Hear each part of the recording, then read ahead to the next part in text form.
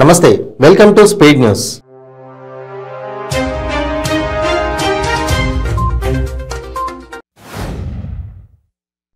చిక్కడపల్లి విఎస్టీలోని అన్నపూర్ణ బార్ సమీపంలోని ఓ గోదాంలో జరిగిన అగ్ని ప్రమాద ఘటనపై మంత్రి తలసాని శ్రీనివాస్ యాదవ్ ఆరా తీశారు. ప్రమాదానికి గల కారణాలను అధికారులను అడిగి తెలుసుకున్నారు. అనంతరం మంత్రి మీడియాతో మాట్లాడుతూ వరుస ప్రమాదాలు జరుగుతున్నా కూడా వ్యాపారుల్లో మార్పు రావట్లేదన్నారు. యాదాద్రిలో నూతన బస్టాండ్ను మంత్రి జగదీశ్వర్ రెడ్డి ప్రారంభించారు.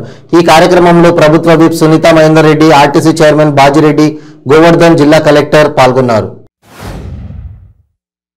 పినపాక ఎమ్మెల్యే రేగా కాంతారావు విలేకరుల సమావేశంలో మాట్లాడారు. భద్రాచలం ఎమ్మెల్యే పోదాం వీరయ్య తన నియోజకవర్గానికి బతుకమ్మ పండుగ వచ్చినట్లు వచ్చి వెళ్తున్నాడన్నారు. భద్రాచలం నియోజకవర్గం ప్రజలు ప్రస్తుత ఎమ్మెల్యేపై అసంతృప్తితో ఉన్నారన్నారు. కడపలో భారతీయ మోడల్ హీరోయిన్ మెహరీన్ కౌర్ ఫిర్జాదా సందడి చేసింది. నగరంలోని 7 రోడ్ సర్కిల్ హోమ్ పబ్ లో నూతనంగా ఏర్పాటు చేసిన రాజసం హోటల్ను డిప్యూటీ సీఎం అంజద్ బాషాతో కలిసి ఆమె ప్రారంభించారు. హీరోయిన్ మెహరీన్ కౌర్ ఫిర్జాదాను చూసేందుకు ప్రజలు, అభిమానులు పెద్ద ఎత్తున ఎగబడ్డారు. కరోనా సమయంలో రక్త నిల్వలు భారీగా తగ్గిపోవడంతో తలసేమియా వ్యాధిగ్రస్తులకు రక్తం దొరకడం చాలా ఇబ్బందిగా మారింది. ఇండియన్ రెడ్ క్రాస్ సొసైటీ వారు దిల్షుక్ నగర్ లోని ఇన్స్టిట్యూట్ ను సంప్రదించగా వెంటనే రక్తదాన శిబిరాన్ని ఏర్పాటు చేసి 200 మంది విద్యార్థులతో రక్తదానం చేయించారు.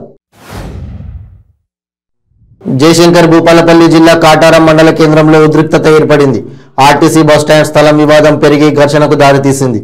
ఆర్టీసీ భూమిపై రియల్ ఎస్టేట్ దళారుల కన్నుపడిందని స్థానికులు అంటున్నారు. టీఎస్ఆర్టీసీ ఎండీ వీసీ సజ్జనార్ శ్రీవారిని దర్శించుకున్నారు. సుప్రభాత సేవలో పాల్గొని వారు మొక్కులు చెల్లించుకున్నారు. స్వామివారిని దర్శించుకున్న తర్వాత వీరికి రంగనాయకుల మండపంలో పండితులు వేదాశీర్వాదం అందించారు. యాదాద్రి భువనగిరి జిల్లా నృసింహసాగర్ రిజర్వాయర్ ముంపు గ్రామమైన బిఎన్ తిమ్మాపురం గ్రామ నిర్వాసితులకు పునరావాస స్థలాల కేటాయింపు కార్యక్రమాన్ని గ్రామస్తులు బహిష్కరించారు. బిఎన్ తిమ్మాపురం సర్పంచ్, పాలకవర్గ, గ్రామ పంచాయతీ కార్యాలయానికి తాళం వేసి నిరసనకు దిగారు. నెల్లూరు జిల్లా కొడవలూరు మండలం రేగడి చేలిక ఫ్లైఓవర్ బ్రిడ్జ్ పై రోడ్డు ప్రమాదం చోటు చేసుకుంది.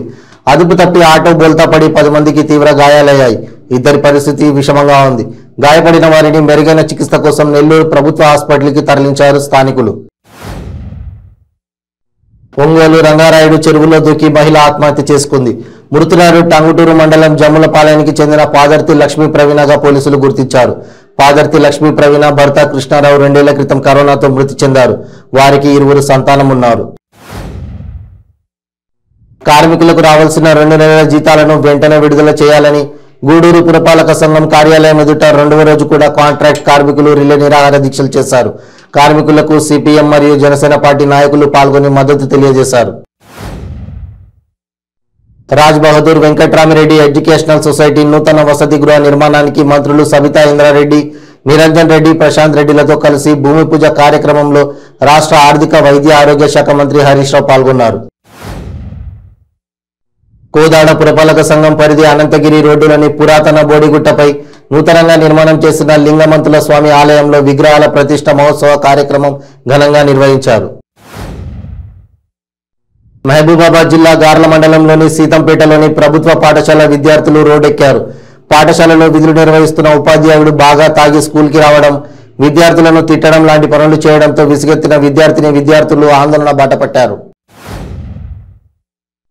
శ్రీకాకుళం జిల్లాలో మత్స్యకారుల వలకు మిలిటరీ డ్రోన్ చిక్కింది. సంతబొమ్మాలి మండలం భావనపాడు, మూలపేట తీరంలో మత్స్యకారులు వేట చేస్తుండగా వలలో ఈ భారీ డ్రోన్ లభ్యమైంది. సుమారు 9 అడుగుల పొడవు, 111 కిలోల బరువుతో విమానాన్ని పోలిన విధంగా ఉంది. దీనిపై బ్యాన్సీ టార్గెట్ అనే ఇంగ్లీష్ రాతలతో పాటు 8001 నంబర్ రాసి ఉంది. మత్స్యకారుల ఈ పరికరాన్ని భావనపాడు మెరైన్ పోలీసులకు అప్పగించారు. కృష్ణా జిల్లా ఇబ్రహీంపట్నం నియోజకవర్గం కొండపల్లి పట్టణ పరిధిలోని సుప్రసిద్ధ పుణ్యక్షేత్రం హజరత్ సయ్యద్ షా బుఖారీ బాబాను టీడీపీ నేతలు దర్శించుకున్నారు. 426వ ఉరుసు మహోత్సవాల్లో భాగంగా మాజీ మంత్రి దేవినేని ఉమా, టీడీపీ నేతలు కేశినేని శివనాథ్, నాగుల్ మీరా, జంపాల సీతారామయ్య, టీడీపీ కౌన్సిలర్లు విచ్చేశారు. నర్సరావుపేట నియోజకవర్గంలో టీడీపీ నేతపై కాల్పులు కలకలం రేపుతున్నాయి. రొంపిచెర్ల మండల టీడీపీ అధ్యక్షుడు వెన్నా బాలకోటిరెడ్డిపై వైసీపీ నేత పమ్మి వెంకటేశ్వర్ రెడ్డి కాల్పులు జరిపారు. ఇంట్లో నిద్రిస్తున్న బాలకోటిరెడ్డిని బయటకు పిలిచి పిస్టల్తో 2 రౌండ్లు కాల్పులు జరిపి అనంతరం అక్కడి నుంచి పరారయ్యాడు. రాష్ట్రాన్ని అభివృద్ధి దిశగా తీసుకెళ్లేందుకు అనేక అధ్యయనాలు చేసి విశాఖను పరిపాలనా రాజధానిగా నిర్ణయించామన్నారు మంత్రి అప్పలరాజు. శ్రీకాకుళం జిల్లా రూరల్ మండలం పెద్దపాడు జాతీయ రహదారి సమీపంలో జిల్లా వైసీపీ కార్యాలయ నిర్మాణానికి శంకుస్థాపన చేశారు.